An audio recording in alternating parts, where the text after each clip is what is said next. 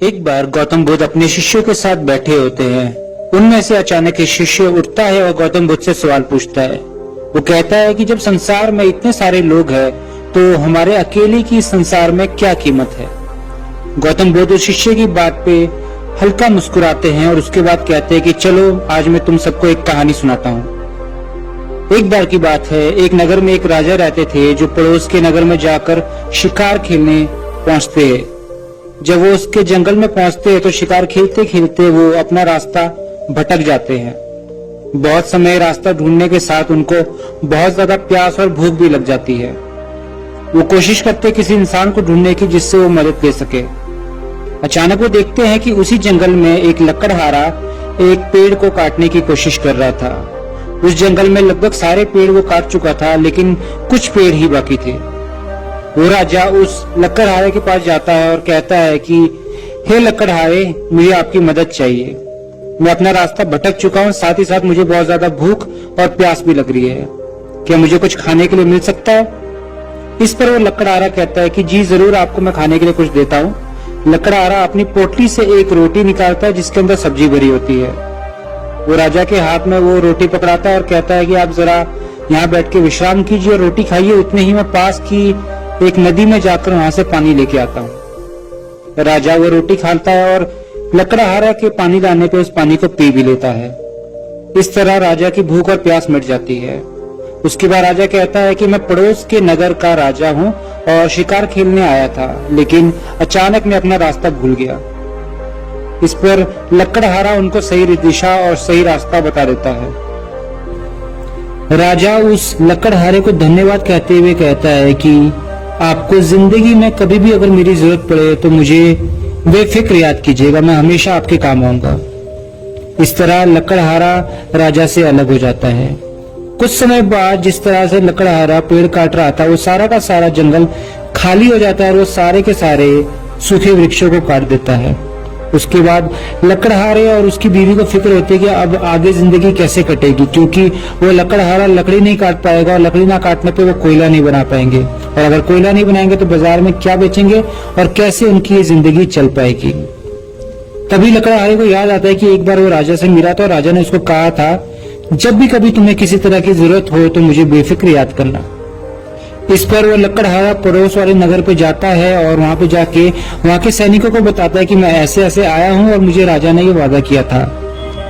सैनिकों का जो सेनापति होता है वो राजा के पास जाता है और राजा को बताता है कि एक लकड़हारा आया है और वो ऐसी ऐसी चीजें बता रहा है। राजा कहता है कि हाँ, मैं उसको जानता हूँ, उसको पूरे सम्मान पूर्वक आप यहाँ पे ले आइए। राजा की बात सुनकर वो सेनापति जाता है और उस लकड़हारे को सम्मान पूर्वक राजमहल में ले आता है। राजा उस लकड़हारे की खातिरदारी करते हुए पूछता है, बताओ लकड़हारे, मैं आपकी क्या मदद कर सकता हूँ। इस पर वो लकड़हारा कहता है कि राजा साहब, मेरी जिंदगी बहुत ज्यादा दुखमय कट रही है। मैं जिस जंगल में लकड़ी काटता था वहां की सारी लकड़ियां खत्म हो चुकी है और मैं अब कोयला नहीं बना पाता हूँ, जिसकी वजह से मेरी जिंदगी धीरे धीरे चलनी बंद हो गई है।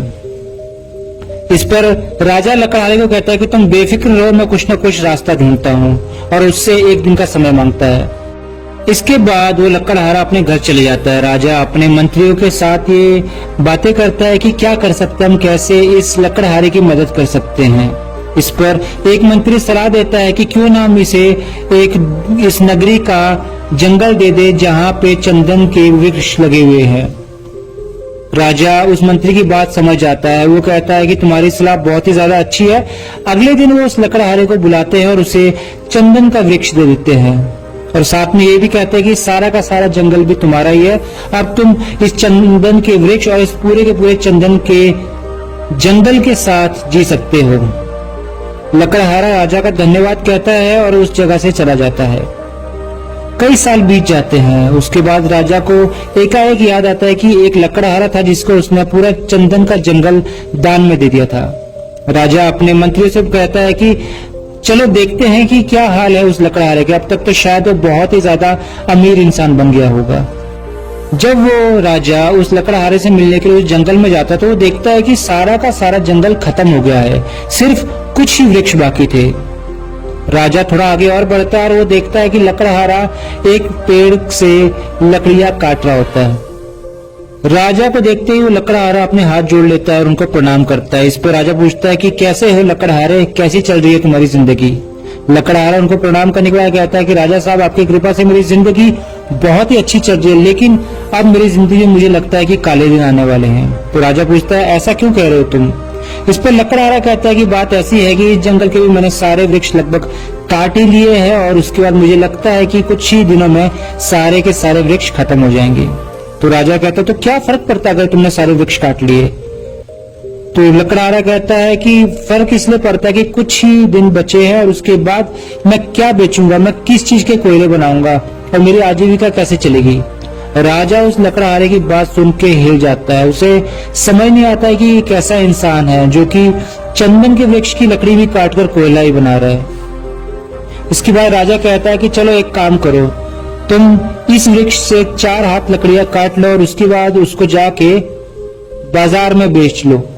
लेकिन राजा साहब में ये भी कहता है कि तुम इसका कोयला बिल्कुल मत बनाना, तुम सिर्फ 4 लकड़ियां काट के ले जाना और वो बाजार में बेचने की कोशिश करना।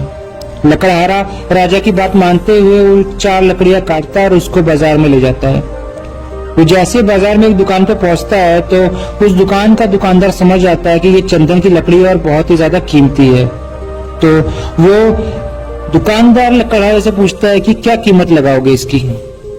तो इस पर लकड़हारा कहता है तुम खुद ही बताओ कि क्या दोगे। इस पर वो सोचता है कि ये बहुत बेवकूफ सा लकड़हारा है, शायद इसको मैं थोड़े से पैसे देके बेवकूफ बना दूंगा। तो वो दुकानदार कहता है कि 1 रुपया। ये सुनकर वो लकड़हारा चौंक जाता है क्योंकि आज तक उसने ये नहीं सुना था कि एक लकड़ी की कीमत वो 1 रुपया है। तो जोर से चीखता है, बोलता है क्या 1 रुपया। इस पर वो दुकानदार शर्मा जाता है, वो कहता है 3 रुपया। तो लकड़हारा फिर से बोलता है क्या 3 रुपया। तो दुकानदार को लगता है कि शायद इसको पता है इस लकड़ी की कीमत, तो वो कहता है 10 रुपए। तो लकड़हारा और भी ज्यादा हैरान हो जाता है, वो जोर से बोलता है क्या 10 रुपए। इसके बाद पड़ोस वाली दुकान में एक साहूकार बैठा था। वो साहूकार समझ जाता है कि ये दुकानदार इस लकड़हारे को बेवकूफ बनाने की कोशिश कर रहा है और साथ ही साथ एक बेशकीमती लकड़ी को इतने सस्ते में खरीद रहा है। इस पर वो दुकानदार कहता है कि लकड़हारे इधर आओ। जब लकड़हारा उसके पास जाता है तो वो साहूकार उसको कहता है कि वो तो तुम्हारा बेवकूफ बना रहा है, मैं इस लकड़ी की कीमत तुम्हें 50 रुपए दूंगा। ये सुनकर वो लकड़हारा अपना माथा पीट लेता है। उसको समझ आ जाता है कि ये कोई आम लकड़ी नहीं है, बहुत ही ज्यादा बेशकीमती लकड़ी है। तो दोस्तों इस कहानी से हमें बहुत बड़ी सीख मिलती है। जिंदगी में आपने बहुत सारा समय व्यर्थ ही गवा दिया है। आपने अपनी जिंदगी की कीमत को आज तक नहीं समझा है। जिंदगी की कीमत के साथ साथ आपने समय की भी कीमत नहीं समझी है। लेकिन जो आपकी जिंदगी गुजर गई है उसको आप बिल्कुल भी नहीं बदल सकते हो। बदल सकते हो तो आप अपने आने वाले भविष्य को बदल सकते हो। तो दोस्तों मैं ये उम्मीद करता हूँ कि इस कहानी से आपको ये पता चला होगा कि जो भी भूतकाल में बीत चुका है उसको छोड़ दो और जो भी भविष्य है उसको सुनहरा बनाने के लिए आज से प्रयत्न करो। अपने समय को व्यर्थ बिल्कुल भी ना गवाओ। दोस्तों अगर आपको ये कहानी अच्छी लगी तो हमारी वीडियो को लाइक करते हुए अपने जरूरतमंद दोस्तों के साथ जरूर शेयर करें। साथ ही साथ अगर आप हमारी अन्य आने वाली वीडियोस को भी देखना चाहते हो तो हमारे चैनल को सब्सक्राइब करें। साथ ही साथ बेल आइकन जरूर दबाएं। आपके बेल आइकन दबाने से आपके पास हमारी अगली हर वीडियो की नोटिफिकेशन आती रहेगी। तब तक के लिए धन्यवाद।